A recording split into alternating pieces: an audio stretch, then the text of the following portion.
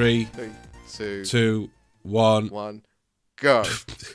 You're supposed to do it in time. I don't know what speed you're running at. How do we start a podcast? I still don't know. 3 episodes in. Who knows? I mean, we've done it. We've done a song and dance intro. We've done. I don't know what we did the first time around. That was a bit of a blur.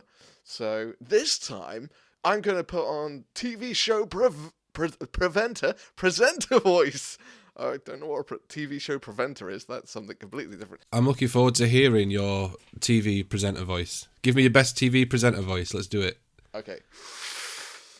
Hello, ladies and gentlemen. Welcome to Wargamers Anonymous. My name is Elston. I'm one of the co-hosts of this wonderful podcast. I'm joined by the other amazing co-host of this podcast, which is Captain Pickle. I don't know what game show that is, but that was certainly our voice. Yeah, it was mixed between like cinema, the dramatic voice guy, in a time far, far away. Yeah, mixed with Michael Barrymore. See, when I think of like game show host voice, like I automatically go to the sort of like, what's going on, everybody? Welcome to the game show, and this is the game show with the rules and the things. Why do we both default to American? Because they're the cheesy ones. Oh, wonderful. Ladies and gentlemen, welcome to Wargamers Anonymous, our podcast on most things wargaming, although we do deviate. If you would like to check us out, we're on most social media platforms, which are Host Podcast, Spotify. Are we on iTunes? We are on iTunes. We are on iTunes. And somewhere else. We'll find out. We may be coming to YouTube in a theatre near you soon, but don't hold your breath yet. We're still working that one out. I've not. So right. Okay. So we are coming to YouTube. I've not set up a YouTube channel yet. I've not done anything for it yet, but we are going to do. In fact, I might end up doing that this weekend. Is setting that up, and I need to go back and edit some of the last couple of episodes, and then we can get everything uploaded. Okay. So you can listen on there as well. I might do that this weekend, but no promises. To stand corrected, we are coming to a YouTube channel to you near soon. That was a weird way of pronouncing that. I'm going to pass over to Pickle here. How are you today, wonderful Pickle Man? I'm all right. I've got a little bit of a cold. You might be able to tell. My throat and voice sound sensual. I'm getting aroused just listening to you. I'm not surprised. It happens to me all the time. So yeah, I'm a little bit under the weather, but nothing too bad. And I'm sure that I will be fine soon. How are you? I am very well. I am a little bit sleep deprived. I was up at 1 o'clock this morning. I was on another sort of show / podcast with the Frost and Fists, and that was a lot of fun. Hopefully we may have a link we can put into the show because it was a lot of fun. If you want to see me talking absolute nonsense for about 3 hours, it's the show for you. I started watching the show this morning. I was up and around about staying awake to watch it live, but it's a little bit late for me. It is full of toilet humour. And I saw like literally in the first 2 minutes. Yep. First 2 minutes. Yeah. And I was like, bang! Yeah, we're taking this one, of course, and away we go. And away you go. So yes, we are. So far, we've sort of promoted the podcast. We've done it via my Discord and sort of word of mouth with a few friends, but we've not really done any promotion. We've not set up anything. We are planning on setting up some stuff like Instagram. We're going to promote on Facebook. Elston's got a group that he's currently working on. As I said, we'll be putting it on YouTube and stuff. So we want to try and push it a little bit more and get it out there now that we've sort of found his feet a little bit. So what I'll do is when we've got all those things set up, I'll make sure to put all the links and everything in the show notes and in the descriptions and everything, so you can find those easily enough. And it'll just be probably random posts from the pair of us on all those various platforms, and obviously reminders as to when new episodes go out as well. So when those come, make sure to go and check them out. They're going to be a lot of fun indeed. Right, shall we move on to what we've been working on this week? Yeah, I think that's a good idea. Elston, what have you been working on this week? This week, I'm carrying on my building of everything I own, and I've been doing some sculpting. I've been using green stuff again. It's been a while. But I've taken the weird Warhammer Age of Sigmar centaur dragon vampire thing and not made it that stupid creation which Games Workshop made, and I've turned it back into a zombie dragon. And nice. I'm rather proud of it. Then I've moved on to building other dragons. So I'm currently in the thralls of building lots of dragons. If you can get a semi, I don't know if I should put this in a podcast. If you can get an erection from hobbying, this is what's happening with me right now. It is full on dragon mania, and I am all in, all the way. That's an image I did not know that I needed in my head. Right. The zombie dragon thing, is that the one that's like a half bat, half vampire that I also really don't like? Yeah. So and then it got like the weird, like the weird thing is, like I've seen the model up close. The vampire that sits on top is much larger than a normal vampire model as well. Right. So it doesn't fit in, like you can't take the top half and put it onto another vampire because it's massively out of scale. So it's weird. It just doesn't, it's not, who wanted that? Who wanted a centaur vampire dragon bat thing? I don't know. Like, I'm not a fan of it. I wasn't a fan of it right from it being revealed. It's not for me. No, so hence why I've taken the zombie dragon head and mushed that in and then put spikes all down the back so it looks like it all connects, and I've made it into a zombie dragon. Nice, so I'm looking forward to seeing that. I shall send you some pictures. Thank you very much. What have you been working on, oh wonderful pickle of mine? Me, I've been working on a few things, actually. I've actually been doing quite a lot of hobby over this last week. I've been getting some filming done for an upcoming video. I think I mentioned it on the last podcast, maybe.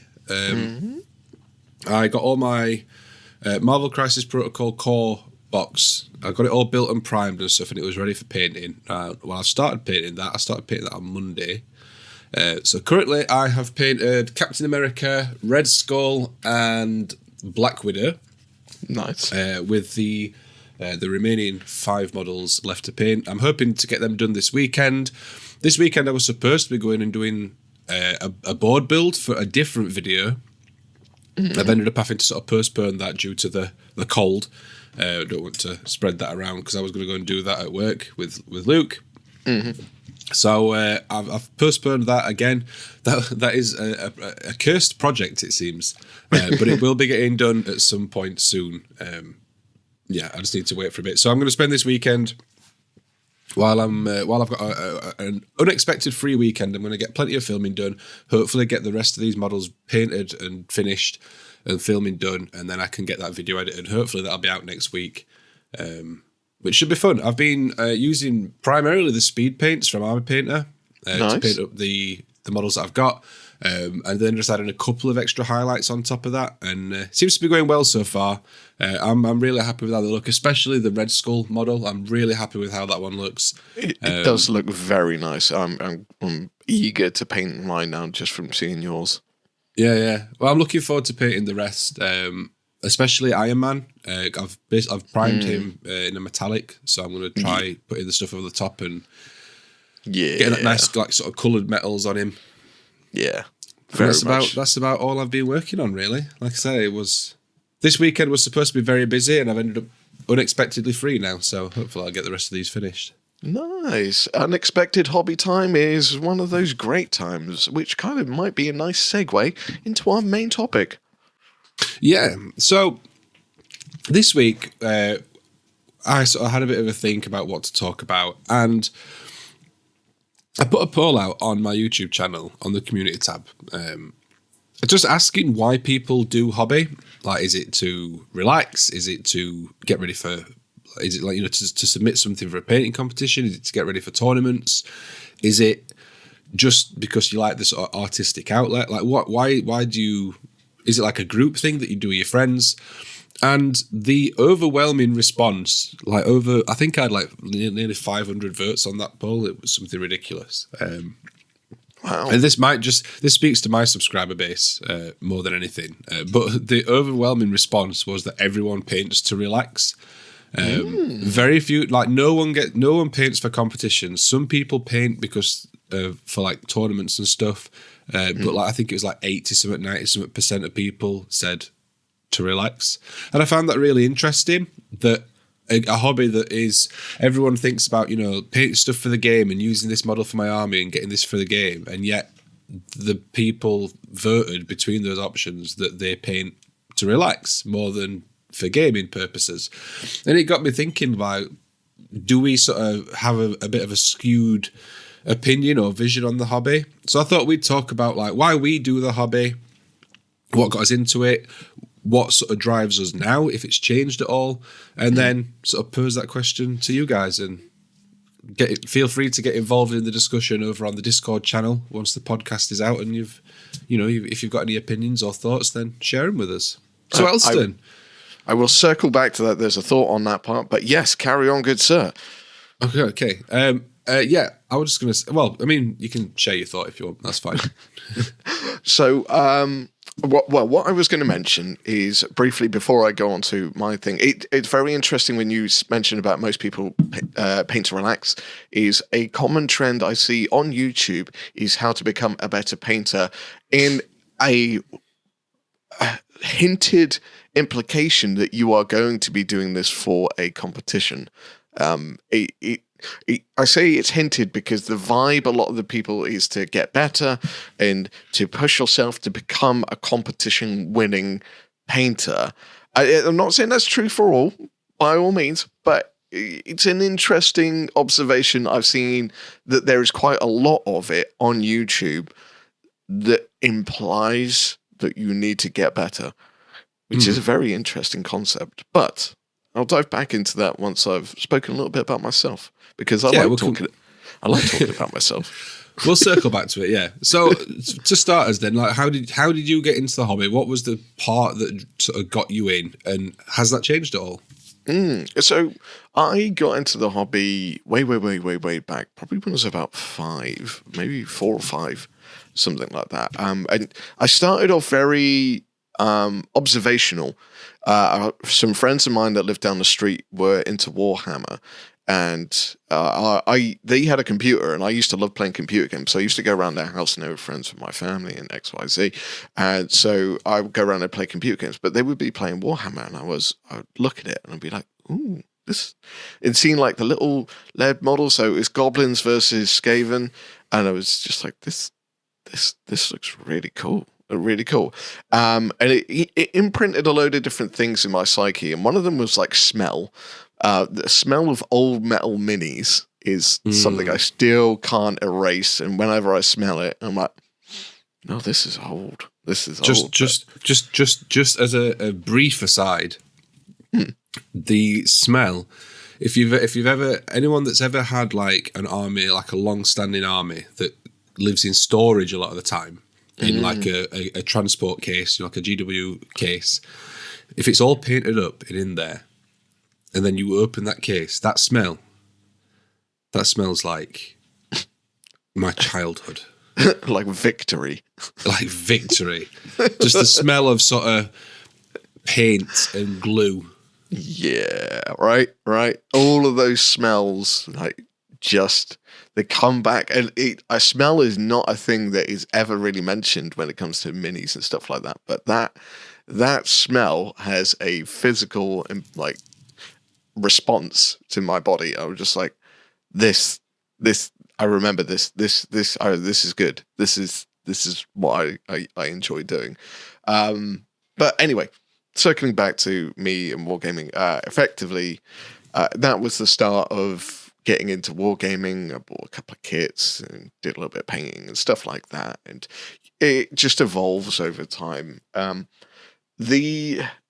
When I started, originally it was for gaming because I was playing board games, which was absolutely fine because it's not the same as a war game. A war game is a different concept. They sound similar, but they are it's a different concept because you have to build an army, you set up things. There's a whole fair bit more prep. Whereas a board game, you usually can bring it out and within a couple of minutes you're playing, basically. When it came to actually doing hobby, this kind of manifested itself a little bit later on in this sort of cycle of my hobby journey, and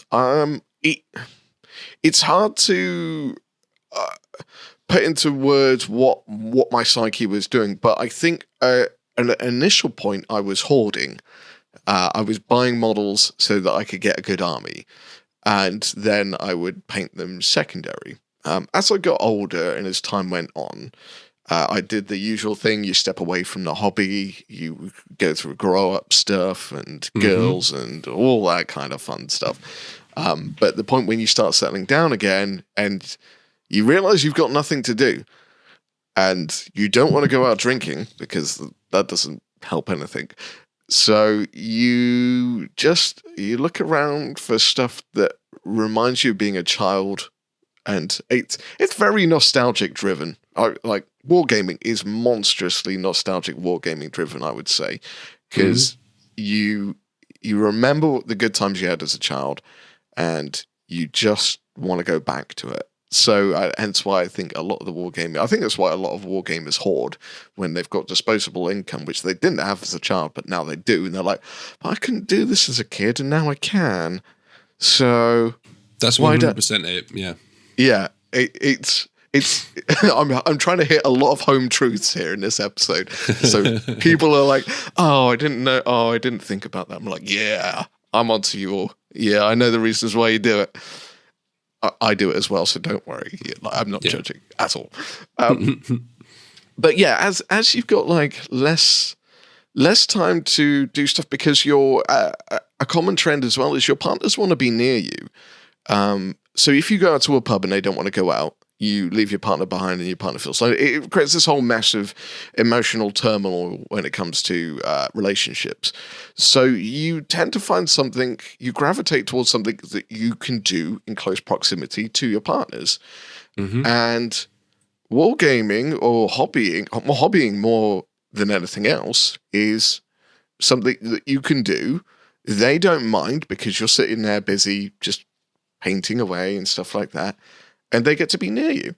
And it's this great kind of symmetry of relationship on wargaming until they see all the models you've bought. Then they get angry. And No, what are you talking about? I've had this for ages. I just want to take it out and take it for a walk in this bag. Yeah, exactly. You've never, like, I've had this. What are you talking about? Like, you just don't, like, we all know what you're doing. Everyone knows. And all the Wargamer wives that are listening to us, you're right. We know you're right. You're right, and we apologise on behalf of everybody else.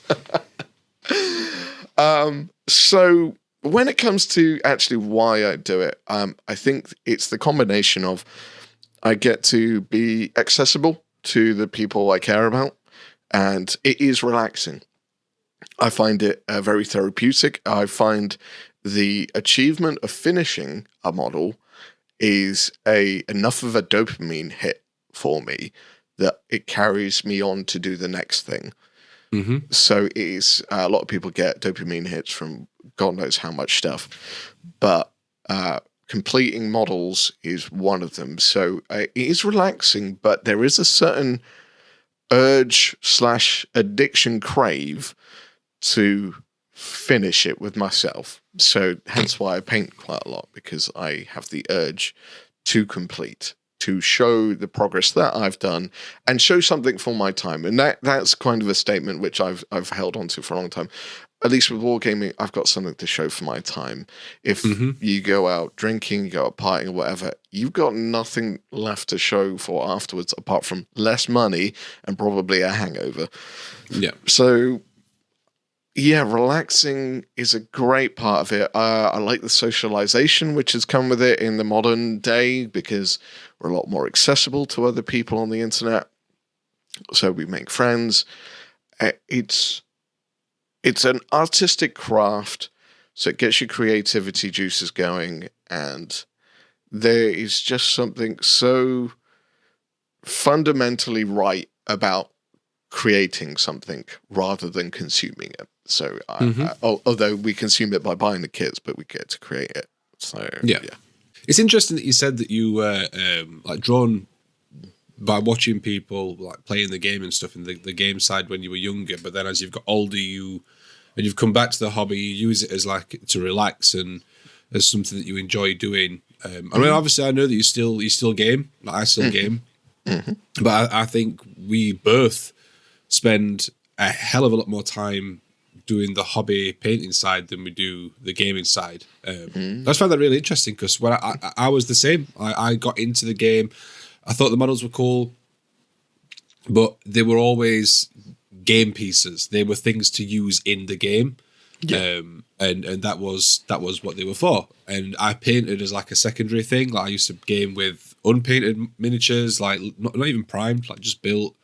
And it didn't bother me because they were still on the table. I could still use them for the game, and that was fine. Whereas now, I spend a hell of a lot more time painting and doing the hobby side. I don't game as much, although I do still game every now and then.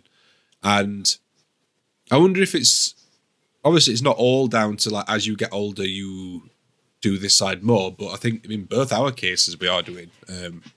So I wonder if that is like a common trend across the hobby. Like as you get older, you know, life gets in the way a bit more.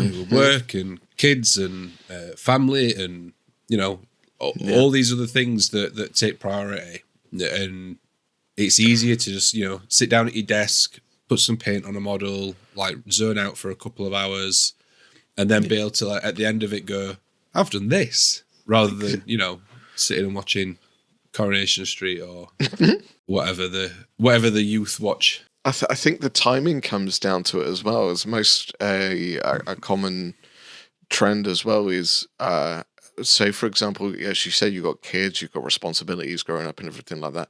You get home, you've got to do all these responsibilities and catch up. By the time you're done, the timing might be something like 9:30, 10 o'clock at night. You're still awake, you still got a couple of hours in you maybe, but you can't go out to a pub and half your friends are either asleep or doing whatever at the same time. So you've got this spare couple of hours where you could watch Netflix, but sitting down and watching TV can drive you absolutely mad if you do it all the time. Yeah. So I guess that's why a lot of people turn to computer games now. Like I find computer games and war games are on a very similar kind of track a lot of the times. Yeah, 100%. But it's that sat down engaging with content and engaging with something rather than just consuming it. Exactly that. It's very interesting. I've got some really, really close friends that are kind of into wargaming, but they're much more into computer games. And sadly, it has meant we drift apart a fair bit now. We don't see each other half as much as we used to.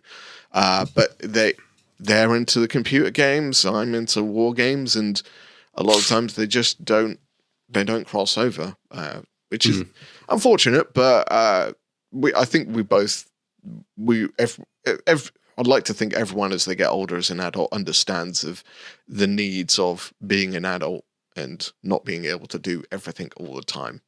I think so. Like I used to game quite a lot. I used to game regular. I used to go to a gaming club every week, but then it got to the point where it was kind of like playing the same game every week because you're playing the same army against the same opponent week in, week out. Like it becomes a little bit sort of stale. And I think if you've got like a really good, like thriving club where there's plenty of opportunity to play against different people and different armies and stuff or stuff like that, then it's probably a little bit better. But my experience was I was playing against the same people all the time, and that sort of killed it off a little bit for me because we sort of got frustrated. And it's not just like this is like with Warhammer. This happened with Frostgrave. It happens with Blood Bowl. Like, it's the same no matter what game it is. So that's why I think stuff like tournaments are quite cool. And it's one of the reasons why I want to try and get in and try and do a couple of tournaments. Like I'm not for like a serious competition or anything, but I would like to go and play, because I do like to play the game, and I spend a hell of a lot of time painting miniatures for armies. Like, I paint a lot of single models nowadays, or smaller games and stuff. But I do have, like 2 decent sized 40k armies. I'm going to have a decent sized Age of Sigmar army at some point soon, and it would be nice to go and sort of make use of them, so they're not just sort of sat on display in a cabinet. It's an interesting concept as well, because the going out and actually using the army generates a kind of fever / addiction / motivation to pursue the hobby even further. So, for example, I know Luke recently went and did the tournament for Lord of the Rings at Murfield, and if I'm right in assuming, after he came back from that, he had the bug for doing more Lord of the Rings. So yeah. Make more Lord of the Rings army, push the hobby even further, have another. And like, he messaged me about getting some minis off of me as well. So I was like, yeah, he's got the bug. Yep. So the relaxing element is quite an interesting one, because I find that it's driven by motivation. There's like a sub-motivation if you get hooked into gaming. Yeah, it can push it from relaxing to being motivated, which is quite an interesting switch. I mean, I think when I put the poll out and stuff, it was just to sort of test the waters. I think realistically there isn't sort of any single one answer to that question, because it depends on what I'm wanting to do. As we've discussed previously, I think the hobby is way too sort of wide and sort of all-encompassing, that it's hard. Like, you can't, like we've said before, you can't just describe it as the hobby, because this hobby encompasses about 4 or 5 or 6 different hobbies that could all quite easily just by themselves be a hobby. There are people that aren't interested in converting, that aren't interested in sculpting, that aren't interested in gaming or anything like that, but they paint stuff because they just enjoy painting. And there's people that really enjoy gaming but don't do building and painting and stuff. So, they pay commission painters and builders to do the stuff, and then they just go and play with it. Like, all the little sub things in our hobby could be hobbies by themselves. And I think it's the same with like the reasons why we do it. Is I will paint to relax. I mean, it's a little bit different for us, because a lot of the time we paint to create content as well now. But like, generally speaking, I paint to relax. I paint because I enjoy the artistic process, and it's nice seeing something go from sort of parts on a sprue to a fully built and painted model, and trying out new techniques and stuff. But then if I go and play a game, I'm more motivated to paint stuff in the lead up to that if I need something, because I will only play with painted models. So I guess it depends on like where you are at any one time. Like, if does that make sense? Yeah, it completely does. Yeah, you can definitely be in different mindsets to do the hobby. It doesn't.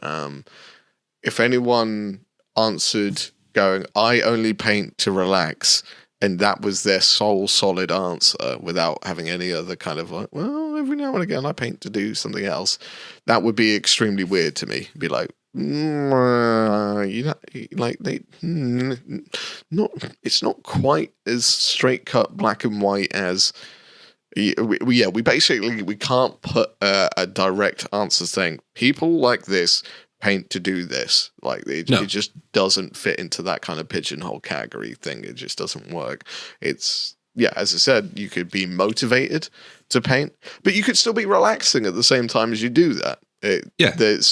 You might find it enjoyable to paint, and it's not requiring a lot of muscle strain or anything like that, or mental taxation. You're just sitting away, but you've got to get it done. So, I mean, weirdly enough, like, as human beings, we are able to feel more than one emotion at a time. Surprisingly. But no, I just find it really interesting. I like looking at this sort of stuff and talking about this sort of stuff. As in, why do people do this? Why if I go to my local hobby store and ask everyone in there, like, why do you do the hobby? Like, what is it that makes you enjoy it and makes you want to do it? They will all give different answers. It doesn't mean that any one of them are right or wrong. It just means that everyone has their own motivations and their own sort of desires and drives. And I just find it really interesting, like, because it's the same thing as me and Wendy have been involved with the musical theatre group for a number of years, and we often say, like, really, like, we all talk about, that we're one group and we're a big family and stuff, but realistically, the only thing that we've got in common is that we like doing musical theatre. Outside of that, we're all completely different people, and that goes for this hobby as well. Like, we've all got this one thing that unites us. But we also all have different drives and different reasons for doing it, come from different backgrounds, and I just find it really interesting. I mean, for example, my local group I game with on Wednesday, one guy's a security guard manager, the other one is a IT software technician, a bit similar to myself, another one's an advertising technician, one of them's in finance, one of them's a teacher.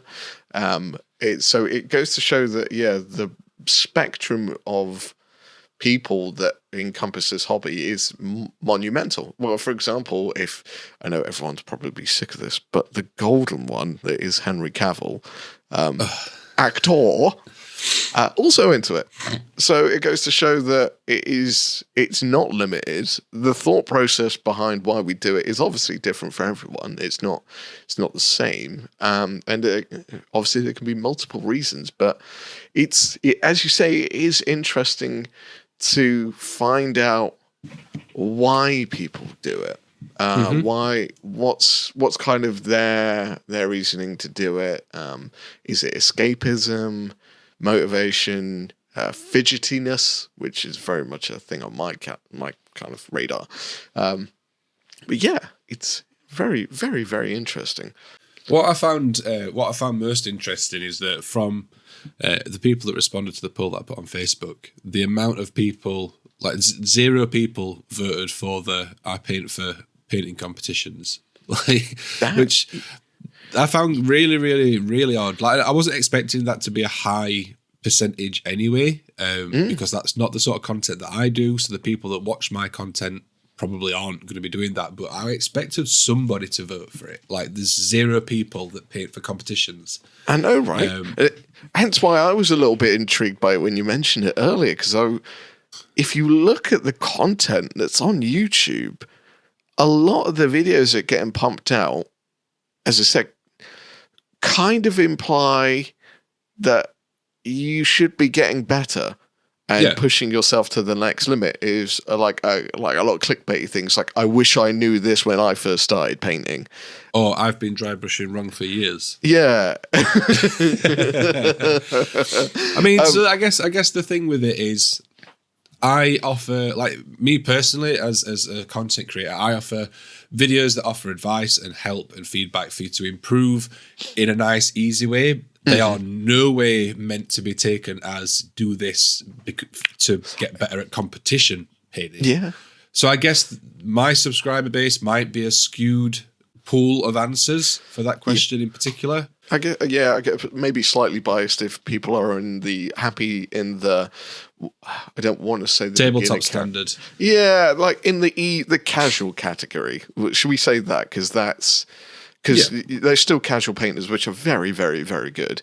But yeah, less intensity about painting, as into like, you should have added more contrast, do this, or the people that offer their work up for critique, I can understand why they do it, but for me personally, I'm like, I don't really fancy getting judged by people on my painting. It's nice for people to show, oh, that's cool, it's nice to see that you've done a good job, but for someone to critique it, it's like, oh, I don't fancy it. I know what you mean.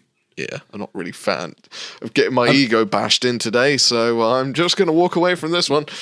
I mean, I've entered a couple of painting competitions over the years, like local stores and stuff like that, a couple of online ones, nothing like too major.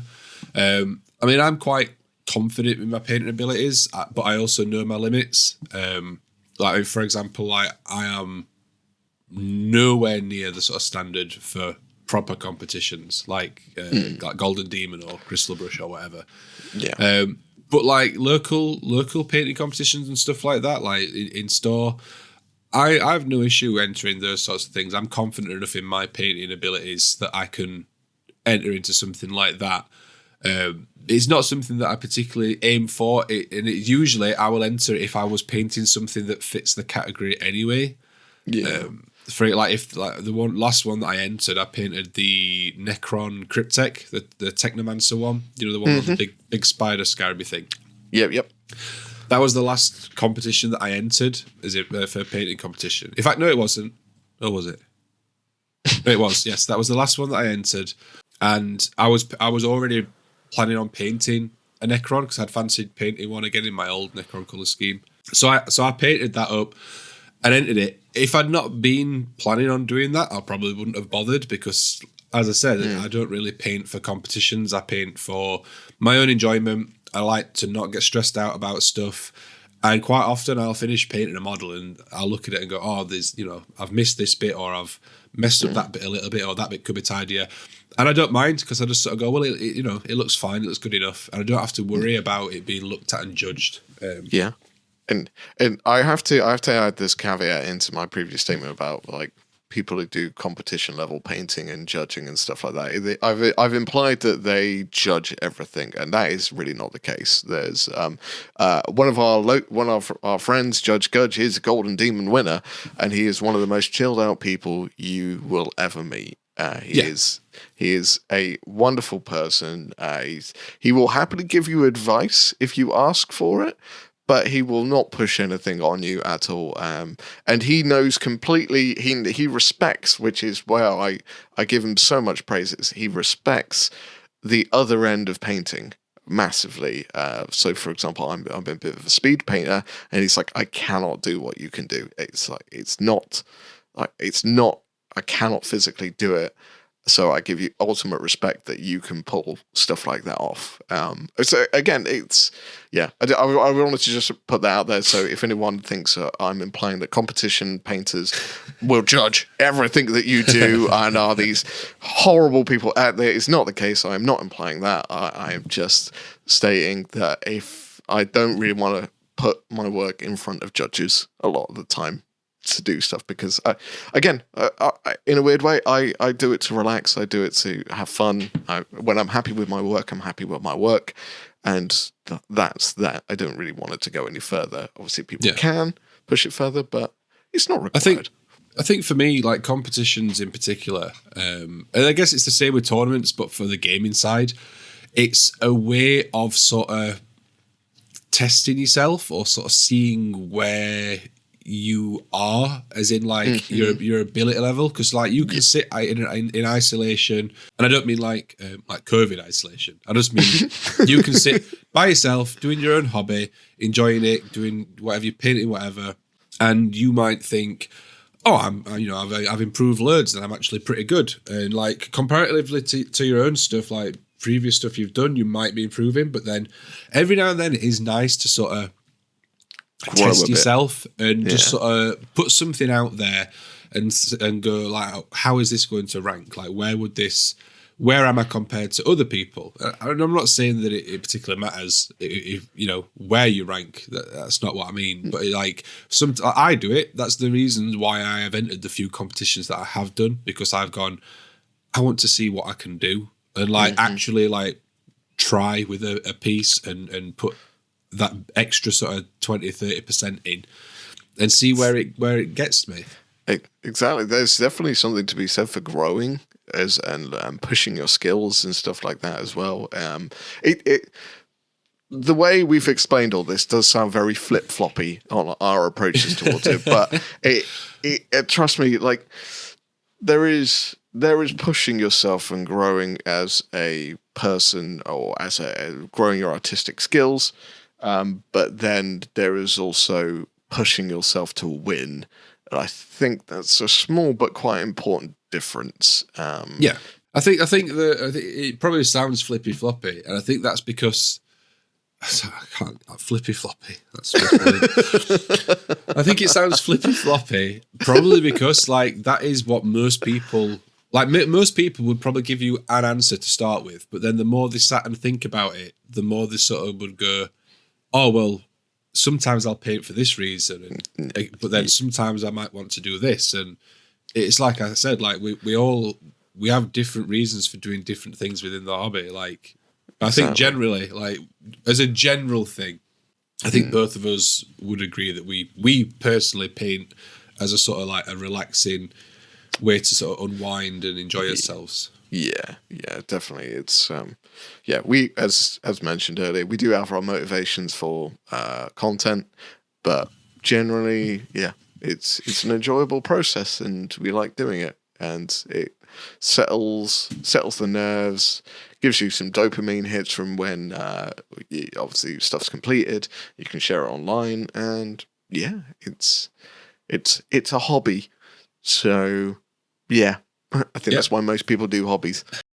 Shall we move on? Yes, let's move on to, I'm pretty certain, your favourite segment of the show. I'm so excited about this. It's time to move on to Snack Attack. Yeah. So this week for Snack Attack, I can't remember who it was. I'll have to go back and check.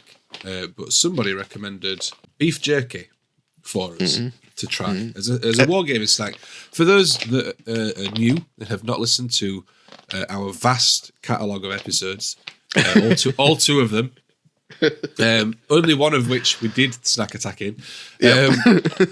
Snack Attack is a section of the show where we take a snack or food or a drink and we rate it as a wargaming snack. So something that you would eat or drink whilst playing your favourite miniatures game. We rate it based on sort of what we think it would rate as a wargaming snack, not as a part of a healthy nutritional diet, not as part of some other healthy eating thing. This is literally like something to stuff your face with or parch your thirst with. Parch your thirst? That's not the right phrase. Yeah. Is it? Is quench your hunger? Quench your thirst. Quench your thirst. There we go. State. Oh no! Carry on. Ignore me. Yeah, basically, it's stuff that you put in your mouth while you're playing war games. So we've got beef jerky. We're going to move on from that phrasing nightmare. Yay! So we've both got some. I believe we've both got different ones. Although they're both beef jerky, we've both got different brands because we couldn't seem to get the same brand for some reason. I've got Jack Link's meat snacks beef jerky, and I've got Wild West original beef jerky. Pickle, could you tell us a little bit about the history of beef jerky? I certainly can. As a beef jerky expert, I've never eaten beef jerky before. It's always been one of those things that I've sort of and ahh'd about trying and just never have done. I don't no particular reason that I just haven't. So this should be interesting. All right, I'm just going to interrupt here for a second. I've just opened a packet. It smells like barbecue, and I'm literally salivating. There's dribble coming out of my mouth right now. I've not opened my packet yet. Just open it up quickly before you do. You see if this picks up in the microphone. There we go. That was open up, smell it. Oh, it does smell like barbecue. I know, right? Yeah. So beef jerky. Jerky is a lean trimmed meat that has had. No, I'll start again. Jerky is lean trimmed meat that has been cut into strips and dried to prevent spoilage. Normally, this drying includes the addition of salt to prevent bacteria growth before the meat has finished the dehydration process. The word jerky derives from the I can't pronounce that word. Kyushu? I'm guessing native Indian, American Indian. For charki, which means dried salted meat. All that is needed to produce basic jerky is a low temperature drying method and salt to inhibit bacterial growth. So there you go. So it's basically dried meat. Yeah. No, I'm intrigued. Like I've had beef jerky before, but you haven't. So I've never had it before. So I want to see. I've got a possible risk that I cleaned my teeth probably about 55 minutes ago. So I'm hoping I haven't tainted the taste. See, I got up way earlier than that. So no, I was up earlier, but just teeth cleaning was late on the agenda. Anyway, I want to hear your reaction from jerky. Well, let me try some. While I'm trying, they're in small pieces of these, aren't they? Yeah. They're like they are snacks, so you can pick them up and. Why don't you talk a little bit about beef jerky that you've had before? While I try these. The first time I tried beef jerky, I didn't actually know what to expect. A lot of the time it's implied that it's going to taste like meat, and it does taste like meat, but it is a chewy meat. Do not try and bite the entire thing, but saying that, if you try and bite off a bit, it is a bit of a wrestling match with your mouth. It's salty. It's salty, so you're probably going to need a drink after these. I found a flavor which is teriyaki beef flavor, and that is my favorite at the moment. But how are you finding the jerky? I'm hearing some sounds. I'll tell you what. This is nice. Right. This is nice stuff. It's kind of like chewy. Well, kind of like dried bacon. Well, speaking of bacon, You got bacon. when I was sorry. So I nipped into the shop to pick up. I wanted to get the same one that Elston got. They didn't. They had every other type of jerky apart from the one that Elston's got. So I picked up this one. But also while I was there, I saw a bacon jerky, and I love bacon because I'm a sensible person, and.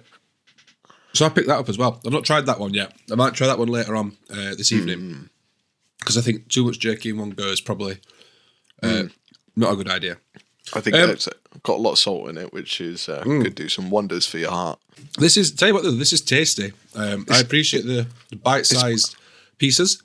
The barbecue essence is quite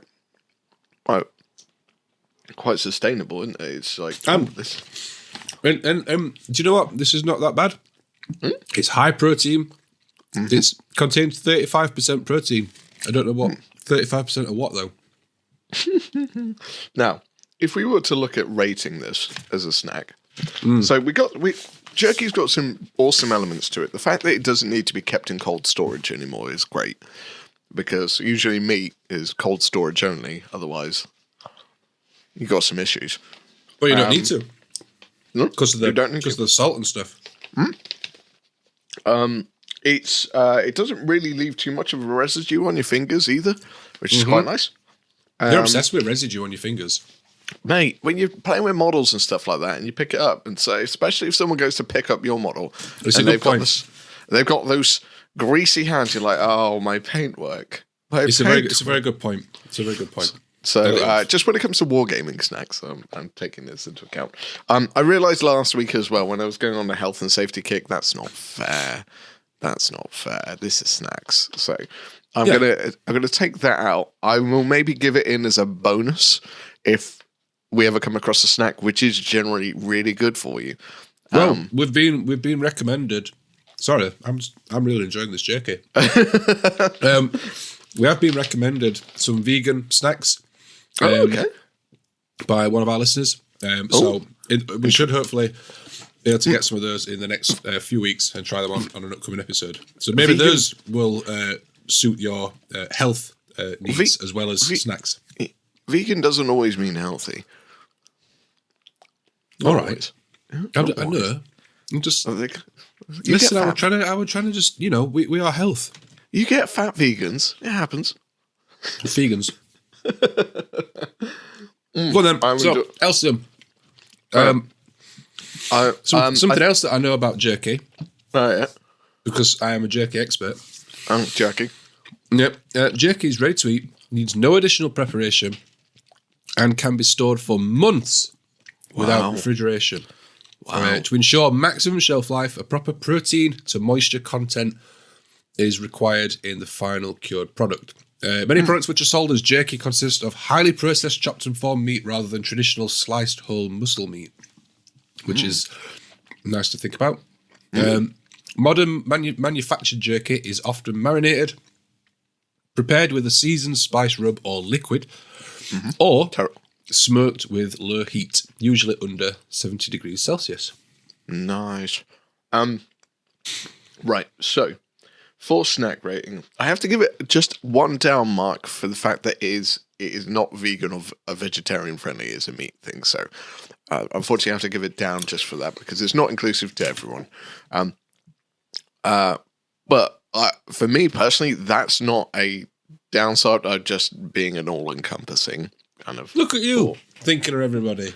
Yeah, I'm a kind, considerate lover. Choking on your jerky. It's not worse. Go on then, give us a score, Elston. A score out of 10. How many jerks would you give this? I could jerk this one off. I'm gonna say a solid 7 or 8.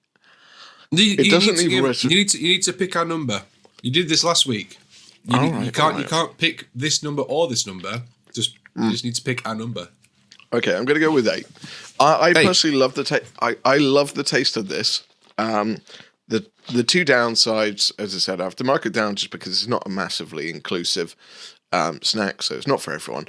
And the other thing is you're probably going to need a drink after eating these because it's leaning. It doesn't taste like it's very salty, but there's definitely salt in this, so you're going to need a drink afterwards. Apart from that, doesn't really leave residue. You can keep it in a bag. It keeps pretty well. Yeah. And you get loads of different flavors of it now as well. Actually, the only thing which I have to say was a bit of a downside is the price of it. It's kind of a little bit on the pricey side. I mean, it's probably the same as what a sandwich would cost in the UK, but I don't know if it's like selling as a sandwich. See, you say that bag, like if I was taking that as a snack for wargaming, I would spend how much this bag cost me, this packet cost me, is like the same that I would spend on a bag of Haribo. Okay. It was like £1.30 or something. Oh, you got a much better deal. Mine was £2.50 and it was on offer. Wow. Yeah, but I'm in the north. Right? Everything's cheaper up here. So I'm looking at it. I'm going. I don't think it's too expensive because, like I said, I'd spend about the same on other stuff. I think I picked a premium brand. Yeah, maybe. Wow. So yeah, I like it. I really like the taste. That's very nice. I think I'll be having that in the future. I'm looking forward to trying the bacon one. Try teriyaki if you can find it. I'll keep my eyes out. Like I said, it contains 35% protein, which I mean that's got to be good. Mine's gluten free as well, which is if you wanted to avoid gluten, then that's good. I think most meat is gluten free. They've put it on the packet. What's this? Oxygen absorber, do not eat. There's an oxygen absorber, do not eat in mine as well. Yeah, I've got one of those as well. Yeah, it's to keep it dry. Yeah. The other thing I like about this is that, sometimes you'll open a snack when you're gaming and then you get distracted by gaming, you don't finish it. And sometimes, like, if it's stuff, it might go off. This doesn't, because it doesn't matter, because it's just dried meat, so it doesn't matter if you leave the bag open a little bit. And tell you what, I'm going to finish this bag by the time the show's over. Yeah, I think I will as well. But I'm just saying, if you did get distracted, right? I'm going to give it a score. All right, I'm just enjoying. I love this stuff. Good. This is great. It's good. It's good, isn't it? I'm going to give it, as a wargaming snack, I'm going to give it an 8.5. That's not a number. That's a number and a half. This number, we can do decimal points. Oh, we never said that. I would have gone for a 7. I would have gone for a 7.5 then. Well, you want to go for 7.5? Yeah, we'll go for a 7.5 with me. Okay, so Elston's going 7.5. I'm going 8.5. So that is for beef jerky. Other flavours are available. I've tried. What's mine? Wild West. High protein, quality provisions, legendary flavour. And mine is Jack Link's Meat Snacks. Not sponsored. Original.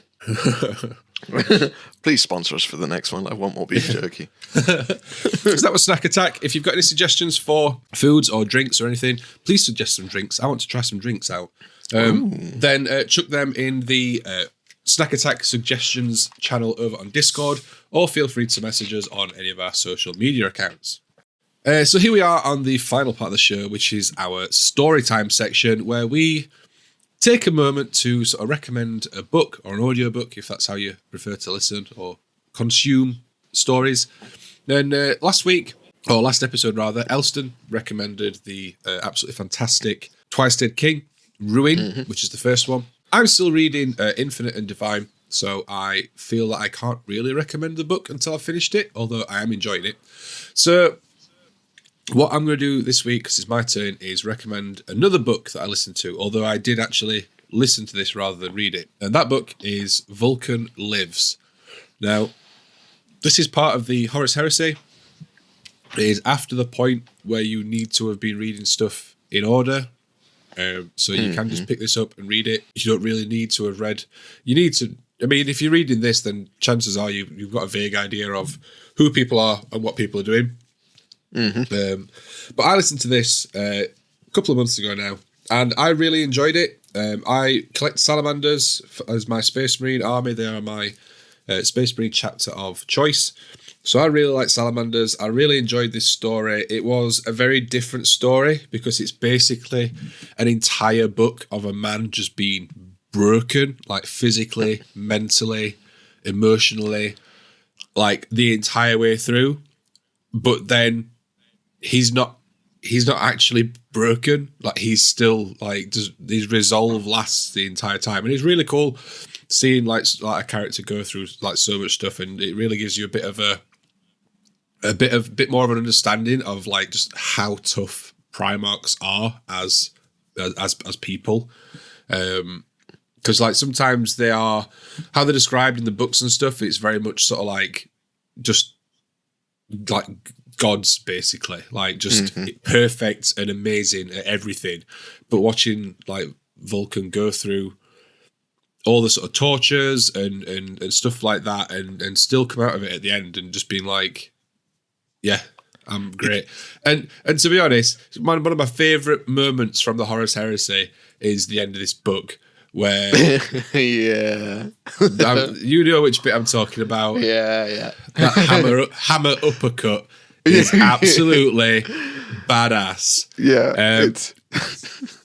So this is my recommendation for this week. Is Vulcan Lives. If you're interested in salamanders at all, or the Horus Heresy, this is definitely one that I wouldn't skip on. You've obviously read this, haven't you, Elston? So. I have. The writer who wrote it must be some kind of twisted person, because the stuff that they come up with to torture Vulcan is, you're like, that would wreck any human till the end of their days. And he goes through it multiple times over multiple like weeks, months, or however long he's on there. But it all, at the end, the hammer uppercut is just beautiful, because it's it's implied that the little bit of a spoiler alert for people who haven't seen it, the hammer's got a teleporter in it, but the teleporter's blocked. And the person that does this to Vulcan, Mr. Conrad Kurz, is all gloaty, is like, oh yeah, but you still can't get off. And he's like, it's still a hammer. And then whack! Such a good moment. Such a good moment. Because it's like the entire book, you've just been sat watching him just like absolutely ruined, like mentally and emotionally, and going through all physical trauma and all this stuff. And then it just at the end, it's just like one line. Just like one line and one motion. But it's like, yes, get wrecked, pal. Yeah. It is. It's one of those moments where there is Conrad Kurz is an evil person. He's deranged. He is putting Vulcan through some messed up stuff. And yeah, it's all comes round at the end to be like, yes, you deserve this. You definitely deserve this. The very, very end is a very interesting point where it's just like, oh, that's not good. And if you've, it leads very nicely into the Unremembered Empire, which is the book after that. I'm still halfway through that. Oh, it's interesting, right? It's good so far. Yeah. It's actually made me vaguely interested in Ultramarines. So yeah, I mean, I really enjoyed this book, and it's one that I would highly recommend. I mean, I guess it's I tend to like reading things in order, and I've read everything up to the Horus Heresy up to this point pretty much in order, but this is one that stands out, and you don't really have to have read anything before it. It does sort of it sits within the events of the Horus Heresy, but you can just read this book by itself. It's a standalone story, basically. And I thought it was pretty cool. Yeah, I mean, I would urge on the side of caution of like you would probably need to know a little bit about the Horus Heresy just to kind of just maybe understand the base concept of what's going on. Well, I always, whenever I'm recommending anything Horus Heresy wise, I always recommend reading the first 3 or 4 books. Yeah, definitely so. Especially because they all sort of just tie into each other as well. Yeah, they're a nice outline. Oh, like up to Fulgrim, and then beyond that, you can be a little bit. You can jump around a bit. I think very much so. Vulcan Lives, amazing book. It's just brutal. Highly recommend. Check it out. Yeah. And that brings us nicely to the end of the podcast. We made it. Thank you for joining us. It's been wonderful. We did it. I'm enjoying the jerky. I'm enjoying the jerky. I'm going to, once we finish recording this, I think I'm going to go and sit and watch some Netflix or YouTube and finish eating this and just enjoy myself. I haven't. Okay. I was going to say go sit outside, but you go enjoy yourself. I'm not sitting outside because the sun isn't on the backyard yet. It's still on the front of the house. And I don't want to be like one of those people that sits in the front yards. Especially if I'm eating beef jerky. All I need to do is carry the sofa and the TV out there and it's a full set. Yeah, full on like, it's like being in Spain. Yeah, it's sitting outdoors, isn't it? And watching the TV and that, isn't it? Yeah, it's like, I'm outside getting sun. I really enjoy it outside. So I took my sofa out there. Yeah, brilliant. Anyway, thank you very much for listening to this episode of Wargamers Anonymous. This was episode 3 with myself, Captain Pickle. You can find me over on the Pickle Jar or Pickle Vision, where I live stream every Wednesday evening and every other Sunday morning. And I have been joined, as always, by my fantastic co-host, Mr. Elston. Elston, where can we find you on the World Wide Web? You can find me on YouTube for the channel Elston. That's where I mainly put up most of my social media. There is a Facebook page coming along, but it's tied to this one, so that will be coming along shortly. Apart from that, I do have an Instagram account. I don't post there as much as I should, but I will do just to appease the masses. And if anyone wants to get in contact, ping us a message on one of those. And thank you for joining us for this wonderful episode. Yeah, if you've got any suggestions or anything like that, feel free, as Elsa said, to get in contact via social media. Or if you want to come and join us over on the Pickle Jar Discord, we have a full section dedicated to Wargamers Anonymous, so you can chuck all your suggestions and ideas and discussions in there. So thank you very much for joining us, and we'll see you in a couple of weeks. Go eat. What was I going to say? I was going to say go eat jerky. It's really nice, tasty, and this is a great way to end a podcast.